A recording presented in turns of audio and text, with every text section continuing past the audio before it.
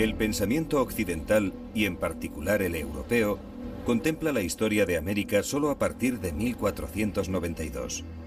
Pero la ocupación española representa el 1% de la historia de este continente. Aproximadamente 50.000 años antes, migraciones de miles de asiáticos cruzaron el puente de hielo que entonces era el Estrecho de Bering.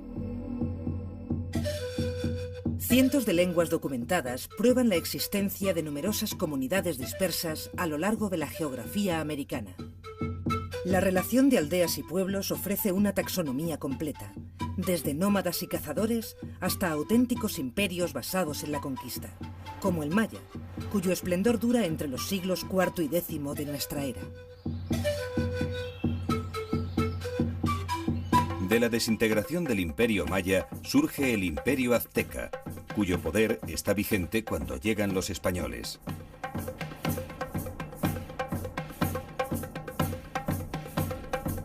Los aztecas son una confederación de pueblos guerreros que mantienen continuas luchas contra otros pueblos no sometidos. Algunos prisioneros de cada bando son sacrificados a los dioses. Al frente de los aztecas están los mexicas, ocupantes del actual México, y cuya capital, Tenochtitlán, es un impresionante centro administrativo. En los Andes centrales se establece el Imperio Inca, gobernado por un soberano deificado con una religión y un idioma oficial, el quechua. Para la mayoría de la población americana, la llegada de los españoles solo significa cambiar de dominador. Pero pronto los indígenas serán conscientes de que van a vivir en una traumática conquista que dura hasta nuestros días.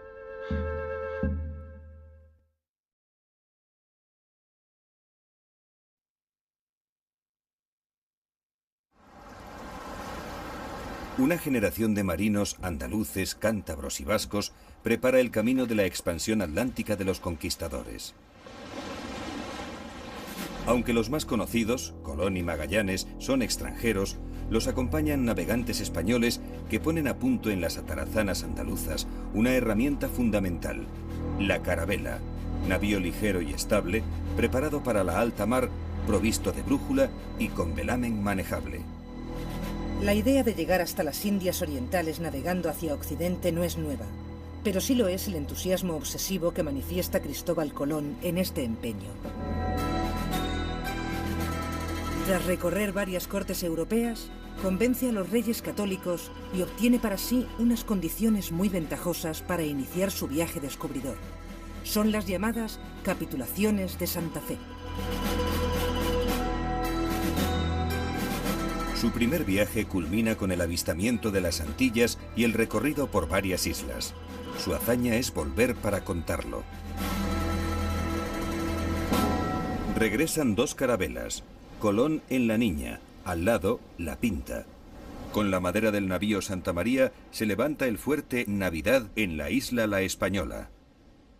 Los reyes católicos reciben a Colón en Barcelona. De los 10 indios que embarcan, solo 6 sobreviven a la travesía y son bautizados. Isabel y Fernando pretenden del Papa Borgia documentos que legitimen la expansión. El complaciente pontífice valenciano promulga 4 bulas papales en un tiempo récord. En el Tratado de Tordesillas, Castilla y Portugal se reparten el mundo. Para ello establecen un meridiano que divide en 2 el orbe.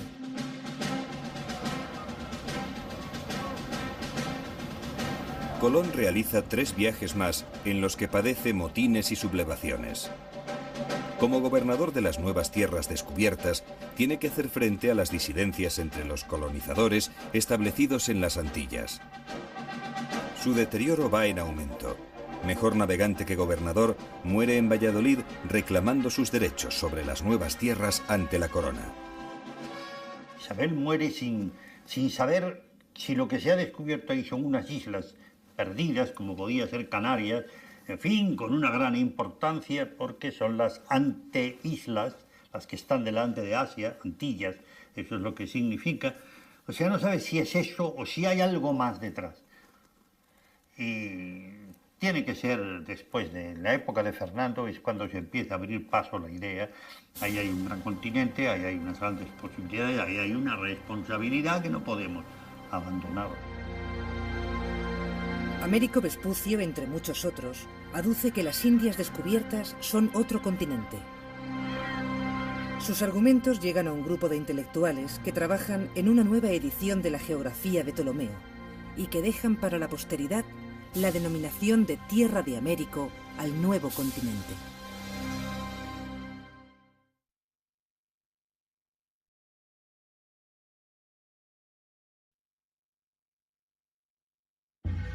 Aunque la búsqueda de oro y territorios mueve a los primeros exploradores, también se dejan llevar por leyendas que circulan en torno a maravillosos y opulentos imperios como El Dorado y Zipango.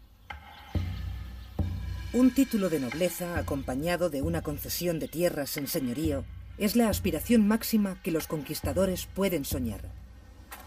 Segundones e hidalgos son un grupo más culto que la media de los españoles, y el nivel de alfabetización entre ellos es alto. Eran estos hijos segundones que habían sido empujados en la península ibérica y lo que quieren es conquistar con la espada lo que en España las leyes de herencia le negaban. Sus compañeras de placer son las indias, a las que se entregan sin restricciones. Compañeras exentas de los tabúes sexuales vigentes en la cristiandad europea. Los perfiles de Cortés y Pizarro, los conquistadores más conocidos, son paradigmáticos de lo que ocurre en América durante el siglo XVI. Hernán Cortés, noble extremeño, es obsequiado con Malinche, una esclava perteneciente a una familia noble mexicana, que es bautizada con el nombre de Doña Marina. Intérprete, concubina oficial y madre de su hijo, simboliza la vinculación de la nobleza indígena a la causa de los conquistadores y el inicio del fenómeno del mestizaje. Cuando el emperador azteca Moctezuma se entera de la llegada de hombres blancos, cree que se trata de dioses y les envía regalos y oro, estimulando así la codicia de Cortés. No podían entender cómo les mandaban a un embajador, a uno de sus mejores embajadores, a un noble. Moctezuma le manda a Cortés y Cortés le corta las manos y lo envía desangrándose de nuevo para demostrar que para él no tiene ningún valor ese embajador. Cortés y sus hombres se adentran en el país valiéndose del apoyo de pueblos sometidos por los aztecas y llegan hasta la capital, donde Moctezuma los recibe con estas palabras.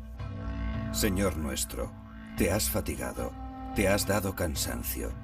Ya a la tierra tú has llegado. Has arribado a tu ciudad, México. Aquí has venido a sentarte en tu solio, en tu trono. Muchos indígenas no toleran la cortesía de Moctezuma y se rebelan y eligen como nuevo jefe a Cuitláhuac, quien obliga a huir a Cortés y su ejército en la famosa Noche Triste. Pero Cortés se reorganiza y conquista, gracias a una estrategia de alianzas con jefes indígenas, la capital del Imperio Azteca.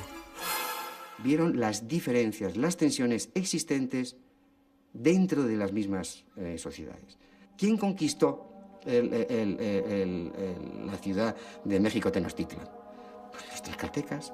Cortés comandó las tropas, pero la conquista no la hicieron los castellanos. Hernán Cortés organiza el embrión de las nuevas ciudades y regula la vida económica. Vuelve a España y es recibido por un Carlos V más preocupado por su coronación como emperador del Sacro Imperio Romano Germánico que por las Indias. El extremeño obtiene como premio un extenso marquesado en México con su consiguiente jurisdicción señorial. Mientras tanto, el Imperio Inca del Perú acaba de vivir una guerra fratricida en la que el emperador Atahualpa se ha impuesto a su hermanastro y ha unido las 4 regiones del territorio en torno a él. Es un estado bien estructurado, pero con hondas divisiones internas. Pizarro captura a Atahualpa y pide por él un formidable rescate en oro.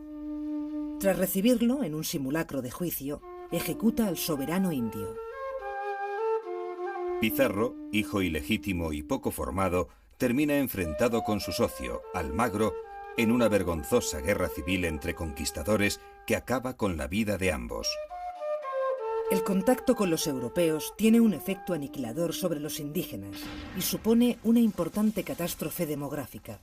Las epidemias europeas, como el sarampión, la viruela y la gripe, diezman una población sometida, que además padece el ataque con armas tecnológicamente superiores. Ejércitos de 300 hombres que llevaban mosquetes, que llevaban picas, que llevaban medias corazas, llevaban dagas, llevaban espadas, pero no podemos olvidar que, por ejemplo, los indígenas tenían unas espadas de madera casi más largas que las espadas toledanas, 90 centímetros, que estaban perfectamente, todos los dos filos, sembradas de unas láminas finísimas de obsidiana. Esas láminas de obsidiana que los peruanos las empleaban en operaciones quirúrgicas. O sea, eso cortaba perfectamente un papel y una persona con un simple golpe puede ser decapitada con una macana. Los indígenas se sienten abandonados por sus dioses, lo que les genera un hondo pesar. Ellos creyeron que era el fin del mundo, o al menos en sus textos, en los textos que se guardan, pues lo planteaban como algo tan insólito, tan desconocido que no podían explicárselo. Primero creían que los caballos eran venados, pero venados grandísimos, y que de alguna forma pues los iban a atacar y que eran seres sobrenaturales. 16 caballos como estos y 600 hombres participan en la conquista del Imperio Azteca bajo las órdenes de Hernán Cortés. Por su parte, Francisco Pizarro invade el Perú con 180 soldados y 37 corceles.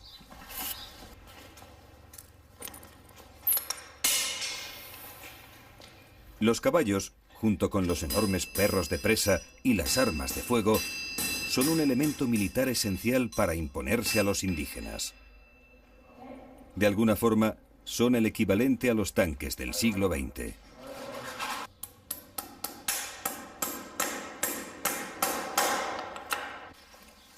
Los indios mexicanos de tiempos de Cortés no conocían a los equinos, extinguidos por entonces en tierras americanas, después de que sus antepasados pasaran a Asia y de ahí a Europa.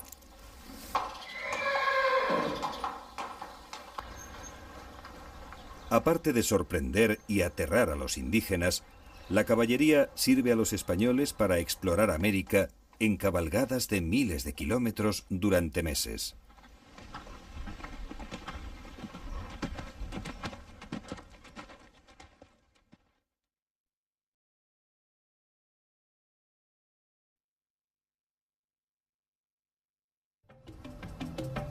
La exploración y conquista de América es en principio una empresa privada realizada y financiada por particulares que actúan en nombre de una monarquía que no arriesga prácticamente nada.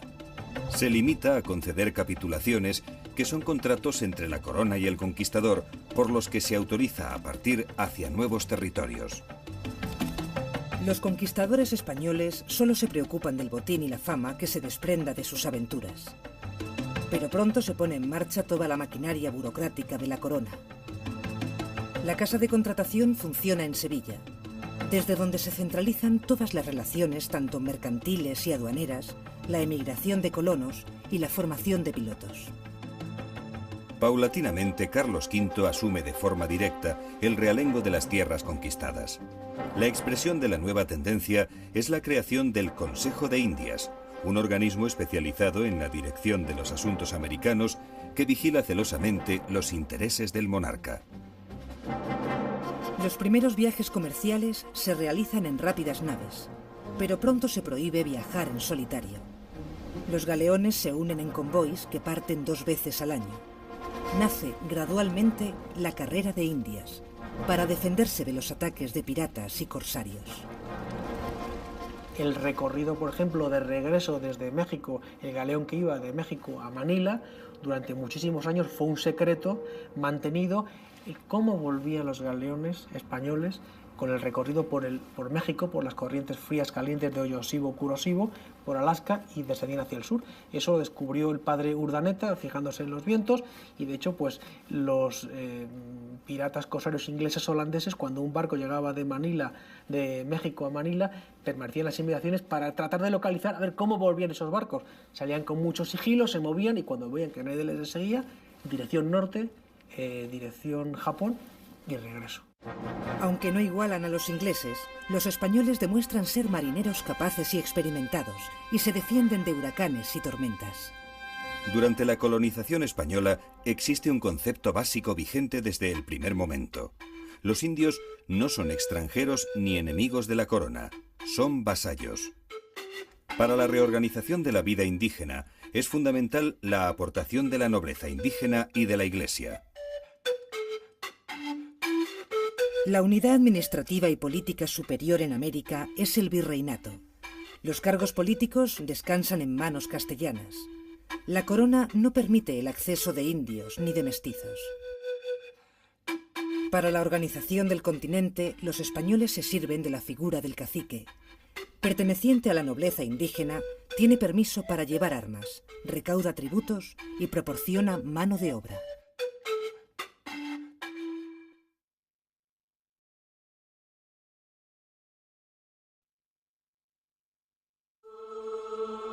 Un proceso de rapidez similar al de la conquista hace que en 1550 ya existan en América más de 20 obispados.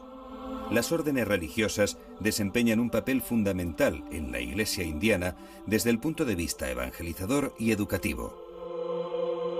Fuertemente mediatizada por la corona, la labor misionera la lleva a cabo un clero de procedencia diversa, ya que los reyes católicos autorizan el paso a Indias de religiosos no castellanos. Los primeros en llegar son las órdenes mendicantes. Los franciscanos encuentran un clima espiritual adecuado en aquellos indios que viven mayoritariamente en la pobreza y que con valores distintos a los europeos no codician el oro. Estos indios apenas hallan obstáculos que les impidan ganar el cielo, pues su vida se contenta con muy poco. Se acuestan en su pobre lecho y cuando despiertan ya están listos para servir a Dios. Los primeros en denunciar los malos tratos que sufren los indios son los dominicos, quienes quieren llevar a cabo la tutela de los pueblos conquistados. El misionero realiza una labor casi antropológica con la intención de comprender al indio. Envía el mensaje más adecuado en relación a las conductas que observa en los indígenas. De este contacto surgen las primeras traducciones a los idiomas indígenas. Como consecuencia de la evangelización, se produce una superposición de cultos. Entonces, desde esa perspectiva, cuando llega la imposición de un Dios universalista, que es el único válido para el conjunto de la población, que tiene que ser impuesto frente a los demás y que todos los demás dioses pasan a ser bárbaros, idólatras o tienen que ser, digamos, eliminados del panteón de los dioses, pues evidentemente los indígenas no pueden comprenderlo porque no pueden convivir con otros dioses. Es decir, como ellos también conviven con los dioses de otros grupos étnicos. Y ahí se da un choque profundo, es decir, gracias, digamos, a algunos franciscanos o al mismo Bartolomé de las Casas, pero a algunos franciscanos con Sahagún, se impidió la destrucción total de todos los ídolos, ¿no? En ocasiones, este afán religioso llega más lejos de los dominios españoles. Esta es la explicación a la cantidad de mártires que se cobra la conquista.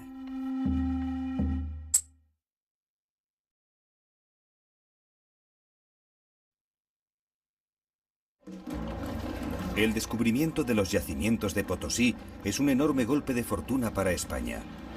La zona es invadida por hombres, animales y máquinas, y en 30 años ya cuenta con 150.000 habitantes. Un año después, se descubren las minas de Zacatecas, donde aparecen riquísimos filones de plata, pero su aparición no es casual, sino fruto de la exploración. Estos yacimientos suponen un cambio en la mentalidad de los conquistadores. Pasan de la acumulación de oro fruto de botines a la extracción de la plata en lugar de origen, lo que es lo mismo, del saqueo a la colonización. Potosí se convierte en pocos años en una de las ciudades más grandes y más ricas del imperio. Dicen que hasta las herraduras de los caballos eran de plata en la época del auge de la ciudad de Potosí. En 1658, para la celebración del Corpus Christi, las calles de la ciudad fueron desempedradas y totalmente cubiertas con barras de plata. La plata ofreció motivo a la tragedia y a la fiesta, derramó la sangre y el vino. La espada y la cruz marchaban juntas en la conquista y en el despojo colonial. Nuestra derrota estuvo implícita en la victoria ajena. Nuestra riqueza ha generado siempre nuestra pobreza para alimentar la prosperidad de otros. El oro se transfigura en chatarra y los alimentos se convierten en veneno. Los millones de kilos de plata extraída del continente americano estimulan el desarrollo económico europeo y hasta puede decirse que lo hacen posible. La plata americana contribuye a la mundialización de la economía y comienza el intercambio de mercancías entre continentes. Hacia la mitad del siglo XVI se fundan primero en Ciudad de México, luego en Potosí, cecas o casas de moneda, donde se acuñan los primeros reales de a 8 americanos. Los métodos de la actual Casa de la Moneda de Madrid han evolucionado mucho desde entonces, gracias a la aplicación de las tecnologías de precisión. Durante la colonización, el real americano, aquella enorme moneda fea y mal acuñada, entra en el mercado en grandes cantidades y se convierte en la pieza clave del comercio y las transacciones internacionales. Con rapidez se difunde por Europa y sirve para adquirir mercancías en Oriente. Reales de a 8 americanos llegan hasta la India y China. Felipe II encarga la construcción en Segovia de una fábrica de moneda de tecnología alemana. Inaugurada en el año 1585, el Real Ingenio de la Moneda emplea la fuerza hidráulica para accionar las máquinas de acuñar mediante laminación entre rodillos. Los millones de maravedíes y reales de a 4 y de a 8 así obtenidos son de una gran belleza y perfección técnica. Gran parte de la plata americana extraída en los yacimientos se reparte entre particulares, piratas y funcionarios corruptos. En 1555, una de las naves naufraga cerca de la costa española entre Cádiz y Gibraltar. Cuando poco después se recupera el tesoro, la cantidad de plata encontrada es exactamente el doble a la registrada.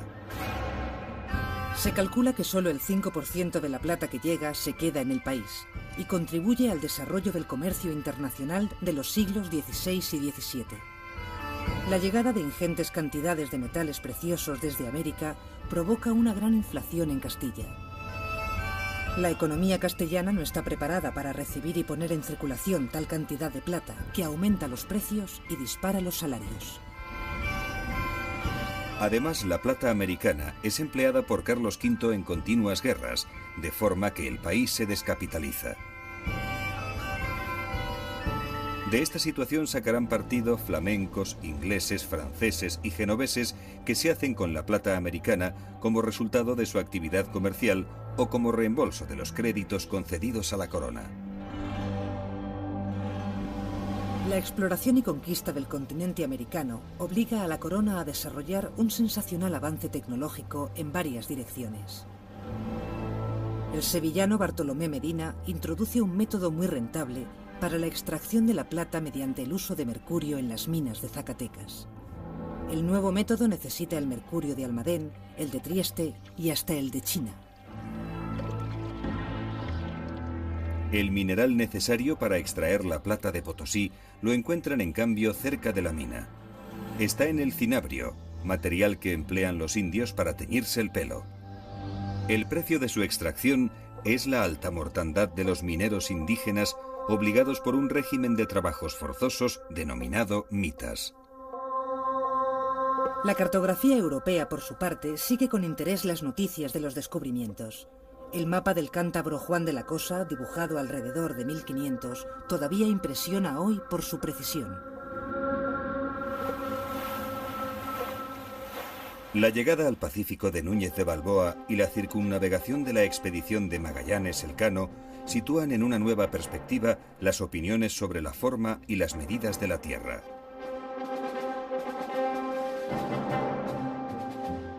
Surgen las llamadas cosmografías, donde se agrupan conocimientos de astronomía, historia y ciencia ilustrados con mapas.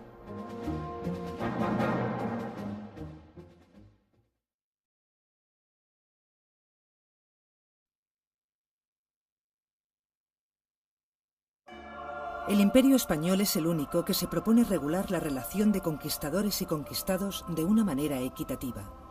Surgen procedimientos para organizar la relación con los indios y limitar los abusos. En teoría, este es el germen de una nueva concepción jurídica sobre la dignidad humana y la libertad de los nativos.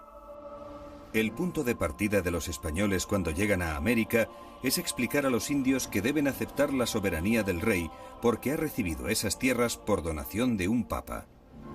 El llamado requerimiento expresa que la toma de posesión de las nuevas tierras debe ir acompañada del vasallaje por parte de sus habitantes. La primera denuncia de los dominicos alumbra las leyes de Burgos, que tratan de abolir la esclavitud y poner coto a los abusos con la creación de encomiendas. Esta figura concilia tres objetivos: el respeto de la condición del indio, la evangelización y la explotación del país. No obstante, el sistema resulta tan abusivo e injusto para los indígenas como lo era la esclavitud.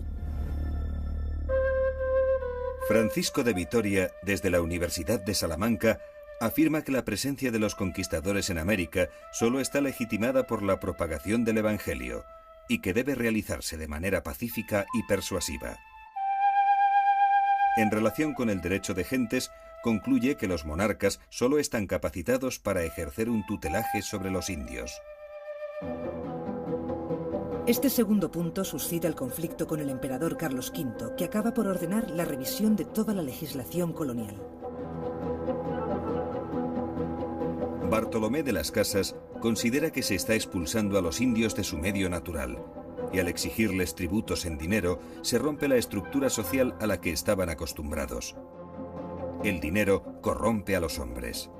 Consigue que las leyes nuevas prohíban definitivamente la esclavitud de los indios y que se supriman las encomiendas. El contrapunto lo ofrece Juan Ginés de Sepúlveda, que aunque no defiende la colonización, justifica la conquista y la beligerancia militar. Se basa en una tesis de Aristóteles, según la cual los pueblos inferiores deben ser sometidos a los superiores mediante servidumbre basada en las leyes de la naturaleza.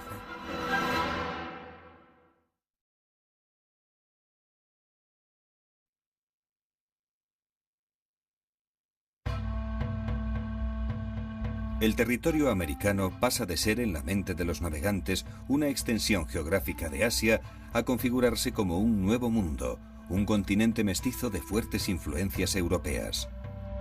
La llegada de los españoles supone para los indígenas americanos una catástrofe demográfica. Verá que se produjeron muchas plagas de diversa índole, pero sobre todo la del trabajo forzoso y la de las enfermedades bacteriológicas, de enfermedades desconocidas, y de una falta de adecuación al nuevo mundo, a una sociedad que ellos no entienden y no empiezan a entender hasta posiblemente un siglo después, ¿no? Donde ya se da un equilibrio de la población. Piensen que México, que se supone que tenía 25 millones de habitantes, o si ya saben que esto de las cifras no es muy exacto, pues se queda con 1 millón. Las causas hay que buscarlas en la poca resistencia inmunológica a las epidemias europeas, las duras condiciones de trabajo a las que son sometidos y, claro está, en las guerras contra los conquistadores. Pero el talante español nunca fue el de exterminar a los pueblos indígenas. Iba en contra de sus propios intereses y de su mentalidad conquistadora. De aquí nace un mestizaje que no tendrá parangón con ninguna otra zona del mundo.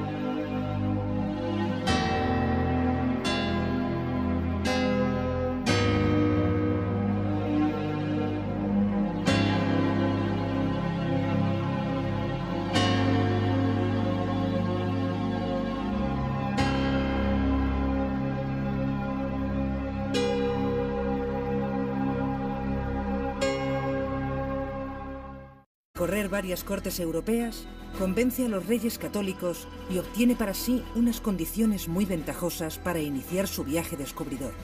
Son las llamadas capitulaciones de Santa Fe. Su primer viaje culmina con el avistamiento de las Antillas y el recorrido por varias islas. Su hazaña es volver para contarlo. Regresan 2 carabelas, Colón en La Niña, al lado La Pinta. Con la madera del navío Santa María se levanta el fuerte Navidad en la isla La Española. Los Reyes Católicos reciben a Colón en Barcelona. De los 10 indios que embarcan, solo 6 sobreviven a la travesía y son bautizados. Isabel y Fernando pretenden del Papa Borgia documentos que legitimen la expansión. El complaciente pontífice valenciano promulga 4 bulas papales. Serán conscientes de que van a vivir en una traumática conquista que dura hasta nuestros días.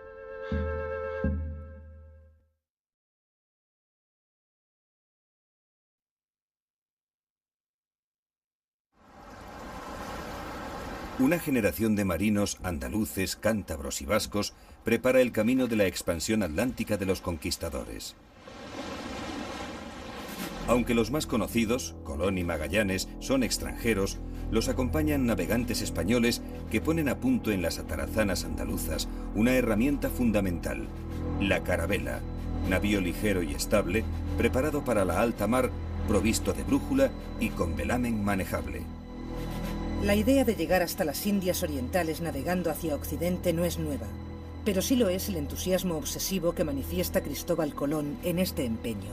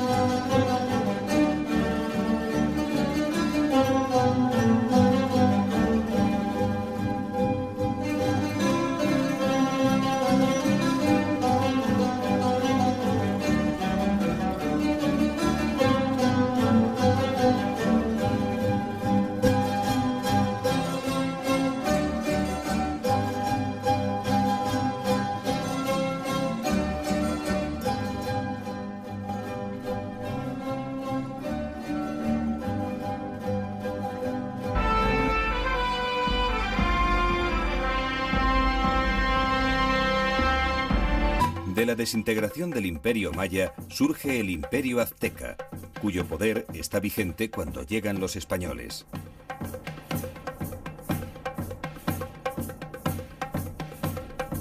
Los aztecas son una confederación de pueblos guerreros que mantienen continuas luchas contra otros pueblos no sometidos. Algunos prisioneros de cada bando son sacrificados a los dioses.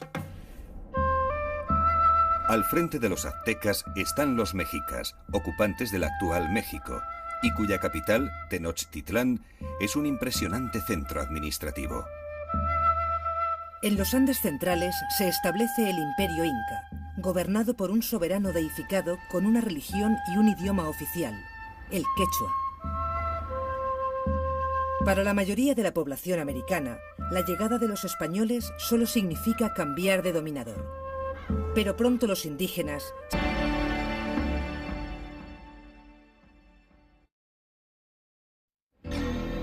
El pensamiento occidental, y en particular el europeo, contempla la historia de América solo a partir de 1492. Pero la ocupación española representa el 1% de la historia de este continente. Aproximadamente 50.000 años antes, migraciones de miles de asiáticos cruzaron el puente de hielo que entonces era el Estrecho de Bering. Cientos de lenguas documentadas prueban la existencia de numerosas comunidades dispersas a lo largo de la geografía americana. La relación de aldeas y pueblos ofrece una taxonomía completa, desde nómadas y cazadores hasta auténticos imperios basados en la conquista, como el maya, cuyo esplendor dura entre los siglos IV y X de nuestra era.